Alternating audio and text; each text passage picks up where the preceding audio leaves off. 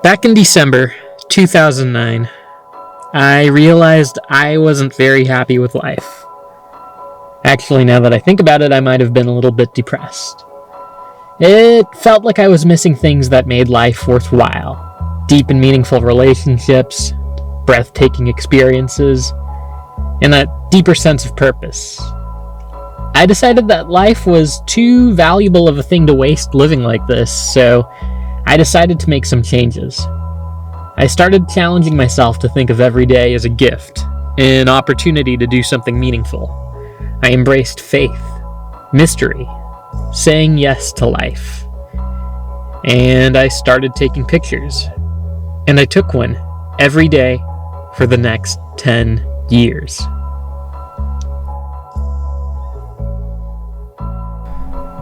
So I saw a lot of people do this Project 365 thing online. It's basically where you take a picture of yourself every day for a full year. But instead of doing that, I wanted to just take a picture that best captured or best told the story of each day. I figured this would be a better way to make sure I was going out, living a better story, doing things that would lead to photographs of the story behind them, something worth talking about. And I also figured it would just be a way to get myself to notice more of the beautiful things around me, more of the stories that were running through my life, and to just pay more attention. Alright, it's official. I can officially say that I have taken a photo every day for a decade. And y'all, this was the subject of photo number 365 of year 10. We were a little fussy, but we got the job done.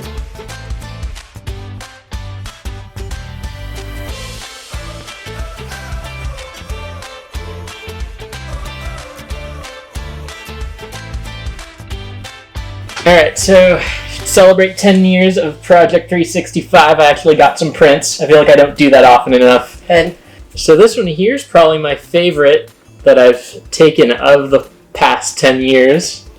This was when we went to the Philippines to see my grandma, Lola. that was her 96th birthday. Yeah, that was we really wanted to make a point. We had been dating for like 2 years at that time. Yeah. And we were gonna get engaged later that summer, which we both knew at that point. So I really wanted you to meet Lola. Because at 96, we were thinking that we might not have another chance, and we didn't. And I remember seeing her birthday cake and thinking, I don't know if I'll ever see happy 96th birthday on a cake again. I don't get invited to many 96th birthdays. But I love this photo. It's something about her face in the moment. This one has to be the first photo I ever took that I felt like. Didn't you win a contest? I did, yeah. This was the study abroad program across like the University of California schools did a photo contest. And this one won it. It's pretty easy to take good pictures in Italy, but everything kind of lined up. This wine glass created the perfect effect. It was the first photo I felt like really proud of. There's Santa Barbara, Siena, Italy, Buenos Aires. This is a fun one. Bakersfield. So, I allow guest shots for this project, and this is my favorite photo, I think, that you've taken of me. That one was in Springfield, Oregon. We went on a hike. I wish I could tell you the name of the hike. You might. Thurston Hills. You knew. January 2015. I miss having hikes like these around where we live. Eugene was a fun place to live for a few years. I remember it was super muddy. This is the house. Me, Caitlin, Daniel, and Philippe. This is on me and Philippe's graduation day. And that was the first day I met a lot of your family members. Remember this? It's our engagement day. The Goleta Pier. I like that there's bird poop all over the background on the poles. We turned the Goleta Pier, just north of Santa Barbara, into a little one-table pop-up restaurant. And that led to this. Our wedding. It was such a windy day. My veil was like all over the place. It was a really great day. Okay, so continuing the trajectory of our family. This was March 2016. Look who joined us. The one and only day she wore a flower on her collar. One and only hour. I think she ate the flower almost immediately. And then the next time we added to our family was just last year. Reese Peatsy. So that ultrasound was taken, I can't remember what week, but it was early on in the pregnancy. And you could clearly see that Reese was smiling. And of course, that leads to this. And you can see Dr. Gerstenfeld in the background. Probably one of the more hardcore photos just because it's all blood gutsy dripping everywhere. Fresh out the oven. Following some other, narratives of the decade. So how I kind of wound up working in the world of international development doing creative work. This was my first gig right out of college. Fall of 2012. I worked for Liberty in North Korea as a nomad. That was my official title. And true to it, we drove around the country in a van. I mostly went around the Midwest, Heartland, Texas area, talking at schools, churches, showing a documentary all about the North Korean issue. And this in particular, this was at Oklahoma State University. Yay, Oklahoma. Somebody Cowboys. So spring/winter of 2016. 13. Sorry, my years are really messed up. This was right after Liberty in North Korea. Went to South Africa. Those are the Zulu boys. Yeah. So working for Liberty in North Korea. Eventually, I got to go to North Korea. Kind of. There's the Demilitarized Zone. So was I in North Korea? So these blue buildings here are right on the border, and if South Korea is using it, if there's South Korean officials, then it is South Korea at that moment, and if they leave, if North Koreans step in, then it becomes North Korea. This is cool. I don't know if you can still do this tour to the DMZ that I did, because they've changed the rules since, so hopefully one day I get to visit North Korea properly as a more open country. This was in Thailand. These guys are KHWA, so it's the Karen Handicap Welfare Association. These guys all, I don't know if you can see it in the photo too well, but a lot of them are missing limbs, eyes, different things, and that was all the result of some really violent events during conflict and war. But at this refugee camp, they actually take part in a choir. This is their men's singing group, and so they sung to us in Korean. I couldn't repeat what they were singing, but it was amazing. Those guys could harmonize. So I started working for Plant with Purpose in 2017, the very beginning of 2017, and my very first field visit with them, Tanzania. Pretty much most of the places where we went, the communities would receive us really joyfully, a lot of singing, a lot of waving of palm fronds. It just was a super warm visit. I love these communities, and it just made for photos like these. This is one of my favorites I've taken this past decade. My favorite things to take pictures of are human portraits, especially globally, that capture the different ways people live. If I could be one type of photographer, humanitarian journalist sounds really cool. I don't know if I do it nearly enough to give myself that label, but this guy is Jacho. He lives in northern Thailand. Something about this guy's smile just makes me happy. But that was also Plant with Purpose, right? Yeah, we're visiting communities in the Chiang Rai area. But yeah, those are my favorite types of photos. Yeah, and one other thing I printed out was this set. So this is the Duomo, the historic cathedral in Siena, Italy. I took this in 2010, and this is the one I took when I revisited it in 2018. And 2018 is when we were both there. Yep. So, cool. Yeah, that's what happens when you take a photo a day. You at least get somewhat better just from doing it over and over again. Oh, I see. That's why you took two. Yeah. Unless you're going to tell me that the 2010 one is much better. No, I was just seeing if there was like construction or something on it. The clouds are cooler in 2010, but that wasn't really up to me. Alright, what were your favorites of the stash? Like favorite memories or just like the way that the picture looks? Both. Let's see. Give me a favorite memory and then give me a favorite photo or two if you can. Well, golly, no contest. That one's my favorite. That's the first time we saw our son. And then it has my OBGYN in the background holding him, Dr. Gerstenfeld. She, with all my medical issues and how hard that pregnancy was, she sure made it manageable. She earned a spot in that photo. True. We'll never forget her. And then where was the one with the ultrasound? Oh, right here. Gosh, sorry. My whole favorites is going to just be Reese. This one because, the pregnancy had been difficult somewhat up until this point, but it would actually get much harder with 2 different back-to-back lung infections. But at this point, we were just happy, and we were still just celebrating the fact that we got pregnant after a year of trying and not quite sure if it was going to happen for us. And our friends Raquel and Jesse came to San Diego. So, as you can tell by the amount of photos that I'm actually in, I've allowed guest shots for this project because I want to be in a lot of these photos. So shout out to some of my guest photographers. Jesse Morris did this one on our maternity shoot. Becky Davis, our wedding photographer. Or Eric Davis, one of the two. Yeah, I think this one was Becky. I kind of remember where they were standing.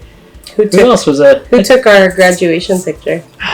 That one must have been someone in our family, maybe Ivy. Somebody at Oklahoma State took this, because there I am in the back there, and I know I didn't use a tripod. So thank you, Oklahoma Stater. And then you took that one.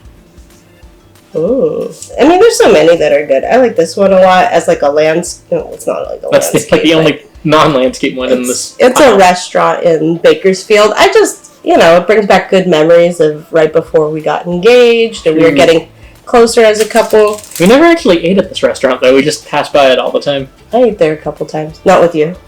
I like Lola. That one's probably my favorite for combination of, like, moment plus image. Are there any I took that didn't make it that I didn't get printed? That I like. Oh, yeah, there's one of... The next time I order prints. There's one of Ivy, like, opening a tent. Oh, yeah. That was when we went camping. Actually, right here in, like, Bonita, just south of San Diego, there's some pretty cool campgrounds if you want to go somewhere not too far. The way you framed it, that's one of my favorites that you've taken. Trying to think what other ones you might have taken.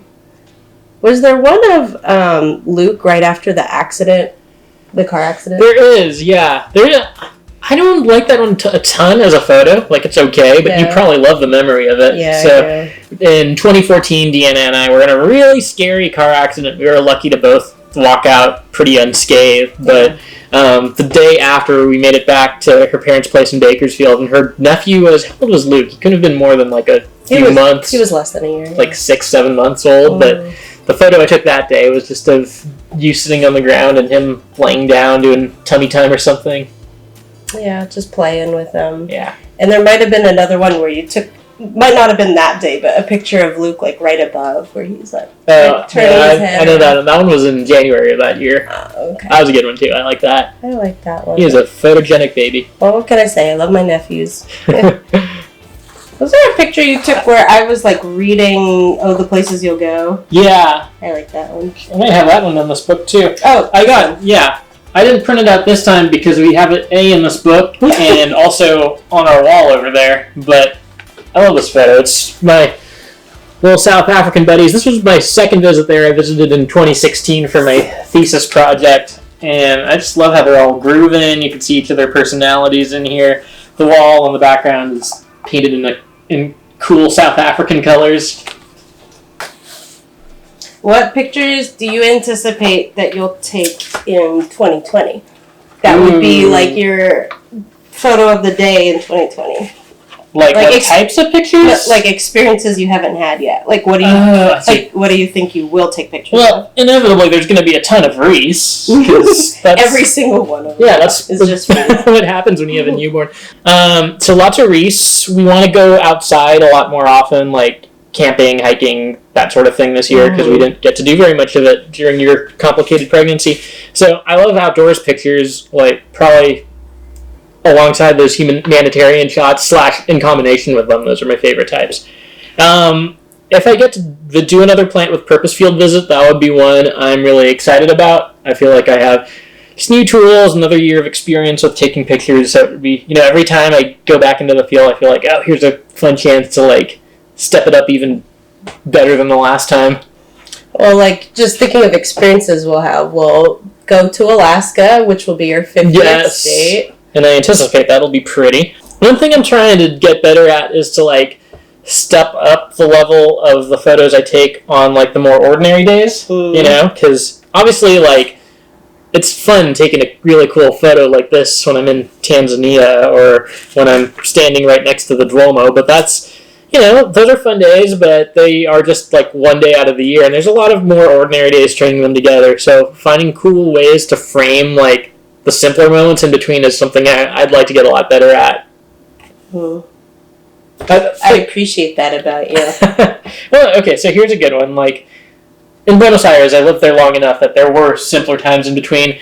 This is a pretty, like, in-action shot. You can see the blurry bus in the background. This guy is making drinking gourds for yerba mate. And this is just, he's an artisan. This is what he does. I kind of just took this in passing, like he was on my route. I did a lot of walking places when I lived there and stuff, so this is just extremely ordinary, but I think of all the many photos I took in Argentina, this one stands out just because it really reminds me of like what day-to-day life was like back then.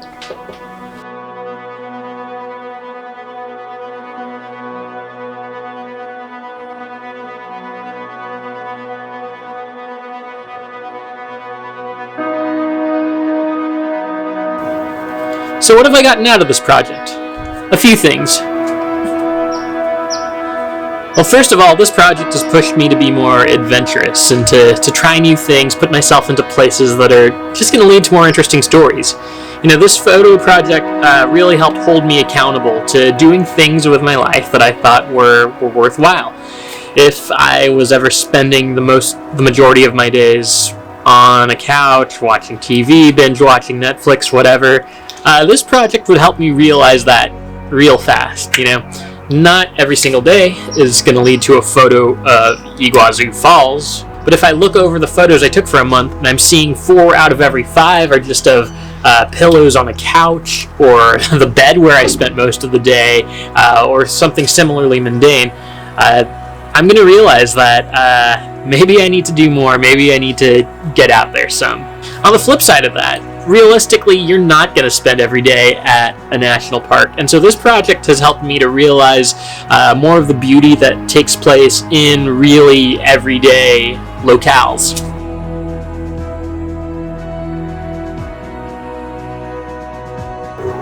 Finally, another byproduct of this project has just been an overwhelming sense of gratitude. I can't look at a collection of photos I've taken over the stretch of a year. I definitely can't look at the photos I've taken over the stretch of 10 years without just feeling so incredibly privileged, so blessed and fortunate to have gone the places I've gone, to have gotten to see the things I've seen, to see my nephews grow up, to see dozens of countries and fantastic examples of nature, having been able to meet people who've overcome hard times. Not everyone gets to see all this stuff, and so I'm thankful that I have, and I'm thankful that I've been able to record that.